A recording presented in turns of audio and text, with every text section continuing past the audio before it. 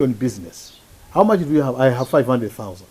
Then where are we? We are at 500, but we want to be at 2 million. Then the question is, how do I get there? So that's the source of finance. And now you are looking at the financial deficit. How do you finance the financial deficit? So one of the ways is through savings. So determine your goal. Your goal is 5 million kwacha to go into business. And we are saying if you are working, you can be saving little by little. You save for 1 year, you get that money. Depending on it, you save for 6 months, you get that money. Depending on how much money you would want to invest in your business, all right? So number one is through savings. Then after savings, number two is a sale of your assets. You might have cars, for example. You have 2 cars. Sell one, 3 million. Yeah, no, you have 2. So sell one. If you sell one, you have 1. We end up one bus. Maybe if you've got 1, that's where the problem is. Find other ways. But all I'm saying is it's like a principle. If you have got assets, the cars, it's one of them. You might also have maybe 2, 3 computers somewhere. You say, okay, let's sell out this. Or anything you think can give you money from your assets. You might have maybe a land somewhere. Say, ish, for me to build here, I want to build this, it will take me 2 years. Why don't I sell this land? You sell it at 10 million, and then you invest in this other side. The issue is, when you want an entrepreneur, when you want to finance your luxuries, okay? You want to finance your luxuries, you must use assets. That's the principle of wealthy people, the principle of entrepreneurs. Don't use the money that is just coming in, but come up with assets. Assets, I'm talking about businesses. Come up with a business. That business now should be paying your luxuries. So for me, the first point is, let me have businesses which should give me cash flow. When my cash flow is good, I'll be able to do more. If my cash flow is not good, I'll not be able to do more. Therefore, I need to increase cash flow. That's why we'll be talking of managing more than one business portfolio. Why do you do that? It is because you want your cash flow to grow, because you have so many things to do. So you'll be able to have various extra ventures. So number one, we are talking about savings, if you're working. Number two, you're talking about sale of assets, whatever you have, and then you can turn into cash. Then number three, you're talking about sponsor, finding a sponsor. Somebody that can help you with money. You 3 months. They give you the money. Or you have a good business plan. You can convince some investors that they should be able to give you money. You can discuss whether they should be part of the deal. At the end, profit. And then you have a sponsor. Then that's another way. If the business is existing, it is still running, you can have what we want to call retained profits. At the end of the year, you have the profits. You can take some of the profits. You have 10 million profits. You can take 5 million back into the business, and the other one now can actually do other things. And then the issue of reserves. When you have reserves, it's like when you are in business and then you are keeping in an maybe fixed deposit account, and they accumulate. You have some interest there, and you have that account of reserve. So when you want to invest or further investment, you can use part of reserve. So you have 5 areas. Number one, savings. Number two, using sale of assets. And number three, sponsor, and then reserves, and then maybe return the profits at the end of the financial year. So these are the areas which you should be able to use to finance your business. And ultimately, all these are part of what we call financial management. In financial management, you are talking about 3 things. Number one, you are talking about what we call financial decision. Talking about sources of finance. I want to finance where do I get the money? So you deal with what we call financial decisions. And number two, you deal with investment decisions, which is allocation of funds. That's what we'll be talking about in the next program. Allocation of funds. You have the finance, but where do you take the finance to? That's assets is equal to capital plus liability. So the capital part, when it goes to assets, what assets? Are you buying cars? Are you buying stocks? Or are you keeping cash at the bank, cash in hand? Where is that money coming from? Growth areas. So we're looking at finance decision, sources of finance, so equity or debt. So when the company grows, you had the equity funds at first, you can also go and get money maybe from lenders of finance like banks, equity and debt capital, or equity and debt finance. And then the investment part, allocation of funds, where will that money go? Then the last one is the dividend decision, especially for limited liability companies. How are you going to divide the dividends? All right. So normally you have the board of directors who are like in the agency fiore, whereby the investors or shareholders have employed them to run the business on their behalf.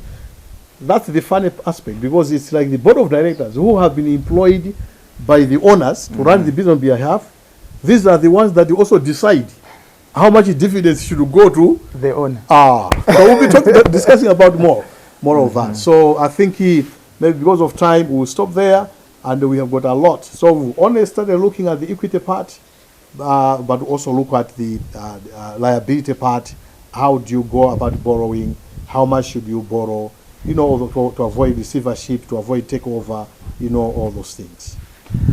That's all we had for you in today's edition of The Business Coach. We talked about financing a business, and the Business Coach ably explained on how you can go about in regards to equity financing. My name is Precious Chikatiko, and the Business Coach is Professor Kingston Prince Ngwira. Thank you so much for coming. Thank you so much, and I'm really happy with the stuff that we have dished out today.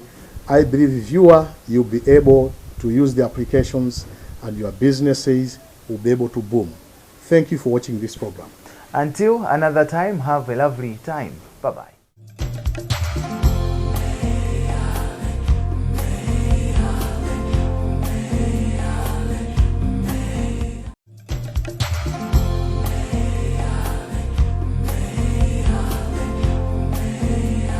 Let me welcome you to today's program of The Business Coach right here on PLTV. A very good time whereby we do talk about issues to do with business. If you are an entrepreneur, this is a very good program for you. We have the Business Coach, Professor Kingston Prince Ngwira, and he is going to share knowledge that will benefit your business.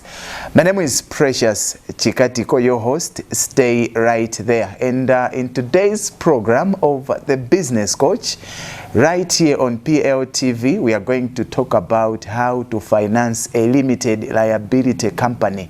We've been talking about a business partnership.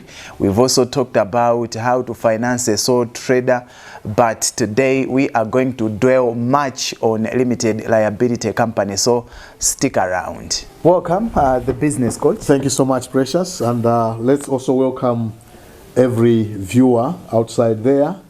Thank you so much for being there to watch this program. I know we have so many followers, many entrepreneurs, or those aspiring to be entrepreneurs. They are really liking this program, and I would want to ask you to stay there and continue to watch whatever we have come today for you, so that by the end of the day, whatever you learn and you do your applications, we would want to see your business is booming, doing very well. So we say keep on watching. And for those of you people who are also listening to us on PLFM, welcome to the Business Coach. Remember, on PLFM, we do give you the Business Coach on Monday and Friday from 8 o'clock. Whilst on PLTV, then it's on Friday, 7 o'clock. Today we are going to talk about limited liability company, how to finance a limited liability company. So maybe the first question should be, how do we finance a limited liability company? Before coming to that, we need to explain that there's a difference between the limited liability company and the sole trader business, the one-man business. But also the business partnership firm, where maybe between 2 to 20 people, they would actually come together and they go into partnership. The major difference we mentioned, we pointed out in the last program, is that a limited liability company is an organization first, that has a distinct existence between the institution, between the corporation, the business itself, and the owners. In this case, the owners and the business, they are not one. And it means the company can be sued, the company can also sue, because the company has got a legal personality. Unlike in the sole trader and the business partnership firm, whereby the sole trader and the company, they're actually one. And in some instances, the wrongs, the evils that an entrepreneur can do in a court of law, he can be sentenced and go, to jail maybe for some period. While in a limited company, there is no way the shareholders or the owners or investors would be actually called to court, and then you go to jail. It's impossible, and the company cannot go to jail. Yeah, it's going to end up with issues of fine. You see, yeah, issues of fine. That's why you see sometimes companies, the court of law might end up, the court might send their agents like sheriffs to go, and that's the final part now, because they are actually failing to pay. All right, so the issues of fines and all those things. Number two, a limited liability company is a company whereby when times come, when the business is not doing well, it's making losses, poor performance, it has got dates with different creditors. The creditors cannot go to the owners of the company, cannot go to the shareholders, cannot go to the investors and say, we want to grab the Katundu in this case, because the people, the shareholders or investors are different. They are separate. They need to go, whoever is the creditor must go to the company, not to the individuals. All right? Yes. So there is that limited liability whereby there is that protection because of a distinct existence between the owners or investors or shareholders with the company itself. And also because of that, in financial management, we say that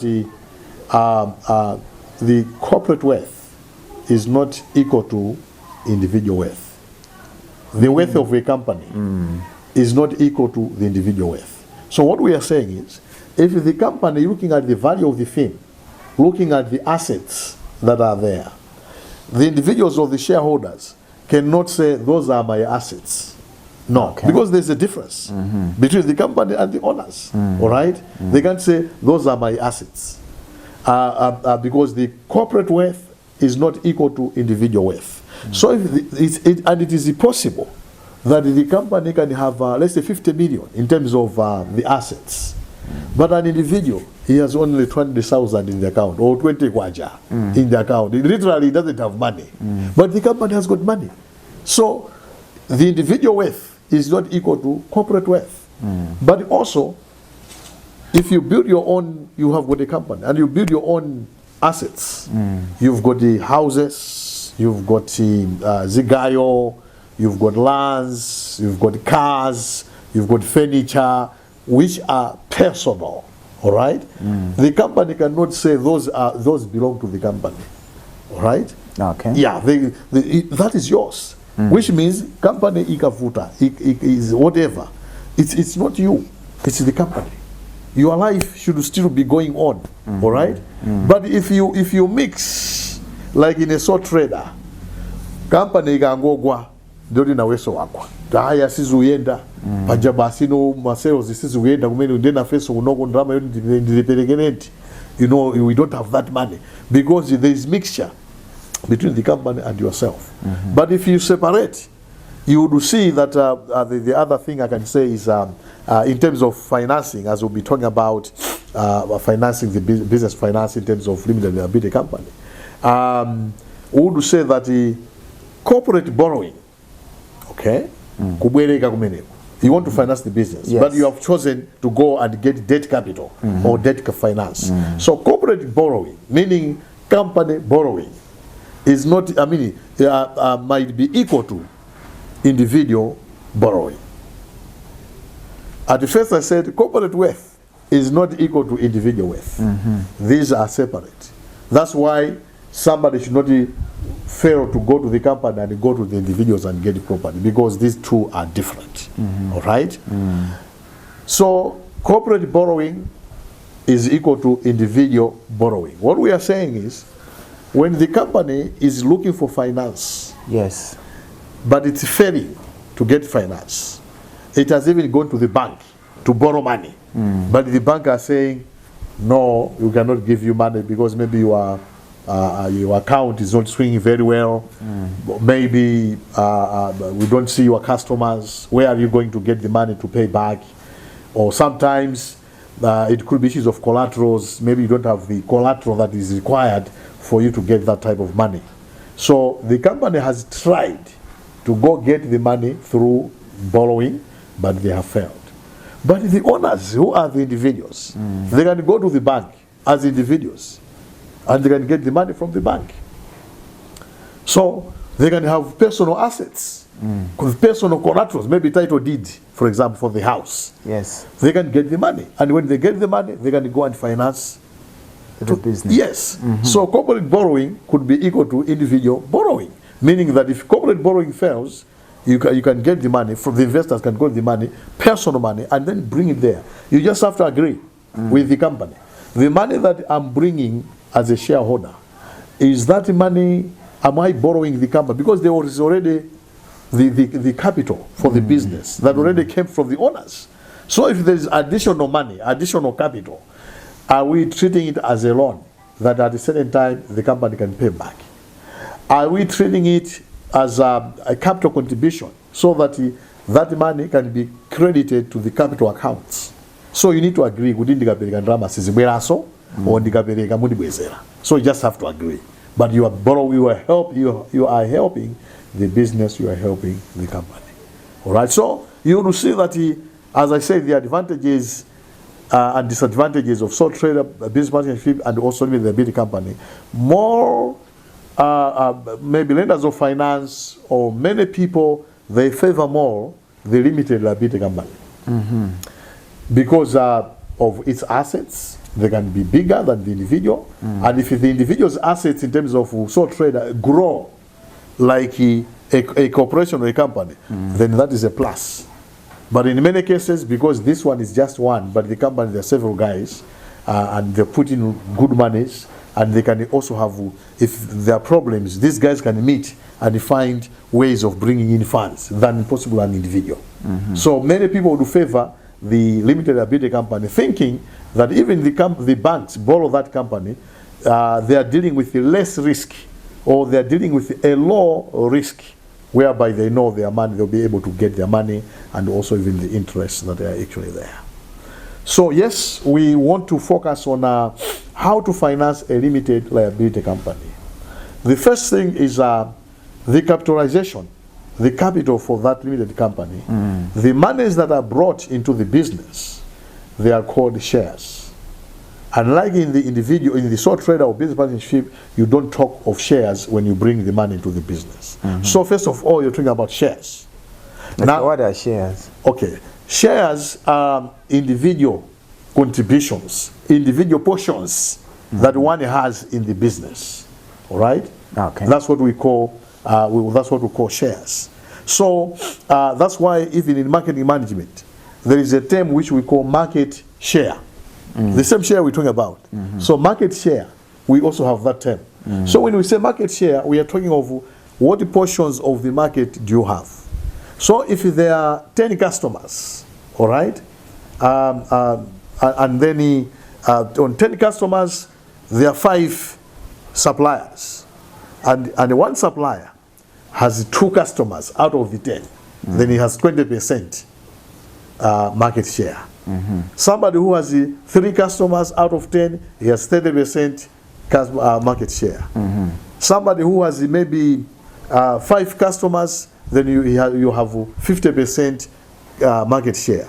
And then the one that has more market share, more percentage, we say that he's a market leader. So others, they say, we are market leaders. Did you do analysis? Maybe you are a follower, or you are a challenger. You are a market leader. You are just far you know. But they are market leaders in this. But yet they're not even market leaders. They're just small babies. They are already bigger giants that are in the market, you know. But you maybe should say developing. We are developing into a market leader. People who understand. There are others that are ahead of you. But maybe because of business dynamics, but also business strategies, you'll be able to bring in more sales and more customers, and then you'll be able to gain more. Now, share capital, all right? So share capital, we are talking about now the capital that you are putting into the business. And this has to be divided, classified, all right, the share capital. So you have the capital that is contributed by the owners, which is called ordinary share capital. And now, when the company is beginning, that capital is called authorized capital. When the company is beginning, there is nothing. You are just discussing, oh, we want to form a company, and we want you to have 20 million capital to be brought into the business. Then you have authorized capital, which is 20 million. So in that one, you might have, one might have 5 million. Somebody might have 10 million. Somebody might have 3 million. All right? So you also decide what type of share. So it may be maybe 1 kwacha per share or 2 kwacha per share. So if there are 20 million kwacha, you're talking about 20 million shares. Yes. If it's 2 kwacha per share, it will be 10 million shares for 20 million kwacha. So if you have 5 million kwacha and it's 1 kwacha per share, it means you're going to 5 million shares in that company. So this is very important, because when it comes to payment of dividends, profits that go now to the shareholders, everybody will get according to the shares, the number of shares he has into the business. You don't share equally. You don't share equally. You don't share equally, because it's not in 2 ratios, but it's in, like in the business partnerships, firms, it's in 2 shares. So you don't share equally, because if you put 5 million, somebody has put 3 million, you cannot get the same. You get more because you have more shares there. But how does it happen? When you have the profits, which we call in financial management earnings, all right? Because when you look at the income statement or profit and loss account, which is part of the financial statements, you start with turnover, like sales at the top. Then you have cost of sales. After that, you have GP, which is the gross profit. Then the expenses, or administrative expenses, or whatever. And then you have now profit before tax, all right? And then you bring in taxation. Then you have profit after tax. So the profit after tax, in financial management, we talk about that as earnings, all right? So we're talking about that as earnings, as a profit after tax. So basically, the earnings, they are like profits that are supposed to be attributed to the owners. But now the board of directors, who are agents, who are employed or appointed by the shareholders to run the business on their behalf, are the ones that decide how much dividends should be paid. So you talk about dividend payout. So this is another crucial area, because the business does not belong to the board of directors. They are agents, they are appointed by the owners or investors. But it's the board of directors that declare the dividends to the owners. So sometimes there is a conflict. Because there is a conflict, because you see that the owners would want to be paid dividends. Yes. But in this case, you find that the board of directors, they will say, we are not paying dividends. So sometimes there's a problem. Or they pay out dividends that are minimal. Let's say the company has made 10 million profits. And say, let's just give 1 million. And you're about 5 people. So you're sure the whole year 20,000, 20,000. You see? Yes. So say, let's give 1 million. They have made 10 million. But if the company is doing very well and the board of directors are okay, they will say, okay, let's give 60% to shareholders as profits. Meaning 10 million, they're going to give 6 million. 4 million must be taken back to the business, which is retained profits. All right? So in this case, you see that from the earnings, dividends can be paid out. Now, if you divide the total earnings, total profits, divided by the total number of ordinary shares, like 20 million shares, you have what we call earnings per share. Okay. Earnings per share. The total earnings, that's total profits the company has made, divided by the total number of ordinary shares, you have earnings per share. What does it mean? What it means is, assuming the company has made that 10 million profits, yes, and the board of directors have decided to give the whole 10 million of profit to shareholders, other than saying, let's give them 60%, which is 6 million, 4 million must go back to the business. Other than doing that, the whole 10 million is going to be given to the shareholders. Then you need to know earnings per share. How much profits am I going to get from the total profits that are there in the business? So you have earnings per share. Total earnings divided by number of ordinary shares. When it comes to dividends now, it means dividend per share. Then you are saying you want to know how much on these profits, how much is going to come to me. All right? It means you have divided now. You get the point? Yes. You have 10 million profits, but now the board of directors are saying we are going to give 6 million profits to the shareholder. 4 million to go back. So 6 million, it means those are now dividends. 10 million, it's not dividends. Those are earnings. So dividends, profits, dividends that are given to shareholders, they are taken from earnings. They are taken from the total profits. So that you have some monies to go back to the business. So in other words, if the board of directors decide to give the whole 10 million, yes, they'll have nothing. So it will be profits, yes. So it will be dividends. It will be when it is given. Yes, it will be dividends because they are given to that, to the owners. But it means they have given all the profits. It's like in this case they have given all the earnings. So one would want to say, how much am I getting as an individual? I have my 5 million shares there. Yes. So it means now